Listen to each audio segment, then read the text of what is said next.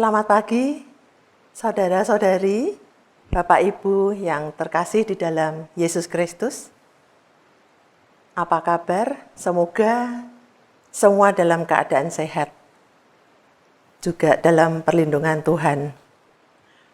Bapak Ibu, mari sebelum kita memulai aktivitas kita pada pagi hari ini, terlebih dahulu kita berdoa untuk merenungkan, membaca firman Tuhan. Kita berdoa lebih dahulu. Bapa yang baik, Bapa yang kami sembah, di dalam nama Yesus Kristus, kami mengucap syukur karena pada pagi hari ini kami masih Engkau beri kesempatan untuk kami boleh bernafas. Kami boleh menghirup udara segar yang Tuhan selalu berikan kepada kami, sehingga kami boleh dalam keadaan segar bugar.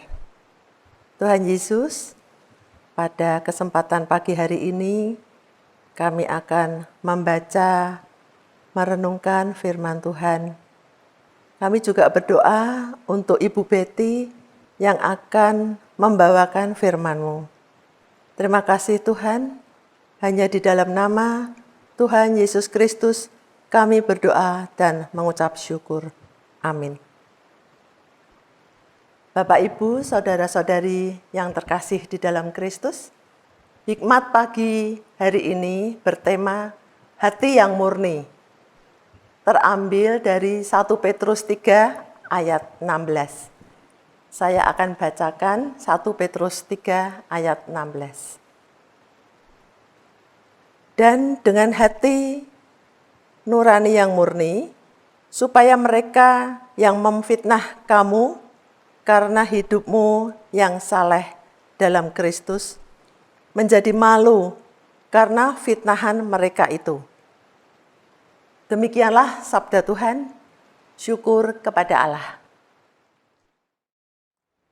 Ibu Bapak Jemaat yang terkasih dalam Tuhan Yesus Kristus, hati yang murni menurut Kamus Bahasa Indonesia berarti hati yang mendapat cahaya Tuhan. Sedangkan murni artinya tulen, tidak ada campuran atau belum mendapat pengaruh dari luar. Apa yang harus kita lakukan untuk memiliki hati nurani yang murni? Jika kita dapat menjalani hidup ini tanpa pernah melanggar hukum Allah sedikit pun, kita akan bebas dari rasa bersalah. Namun tidak pernah ditemukan orang yang seperti itu.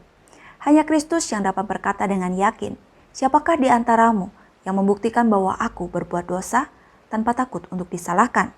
Yohanes 8 ayat 46. Rasul Petrus di dalam bagian firman Tuhan hari ini meminta agar semua jemaat yang membaca suratnya mengikut Tuhan dengan sepenuh hati, dengan hati nurani yang murni.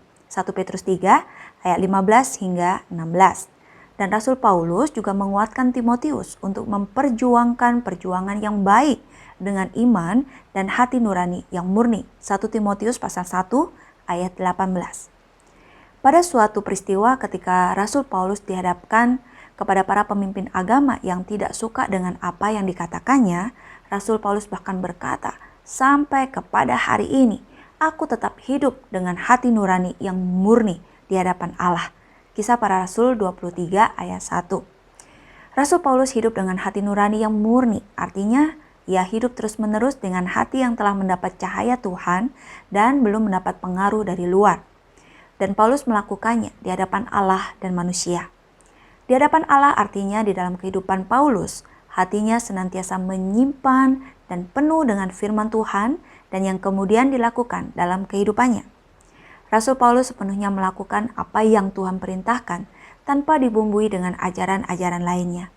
Di hadapan manusia artinya tindakan dan perbuatan Rasul Paulus tidak ada kepalsuan. Semuanya sesuai dengan apa yang diajarkannya. Kehidupan Rasul Paulus adalah kitab yang terbuka. Bagaimana caranya agar kita dapat memiliki hati nurani yang murni? Jawabnya adalah hidup yang terarah hanya kepada Kristus Yesus. Memikirkan, melakukan kehendak Allah di dalam kehidupan kita sehari-hari, sebagaimana yang telah diteladankan oleh Rasul Paulus dan sesuai dengan apa yang diserukan oleh Rasul Petrus. Hati yang murni harus diusahakan oleh setiap kita anak-anak Tuhan. Amin. Mari kita berdoa.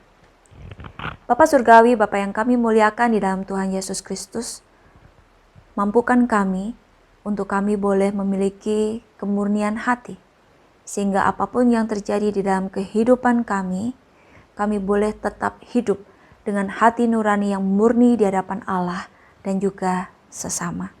Terima kasih untuk kebenaran firman Tuhan yang boleh kami renungkan pada pagi hari ini. Bapa, kami mohon pimpinan dan penyertaan-Mu yang sempurna atas kami semua sepanjang hari ini. Di dalam nama Tuhan Yesus Kristus kami sudah berdoa. Amin. Selamat pagi, selamat berkarya. Tuhan Yesus memberkati kita semua.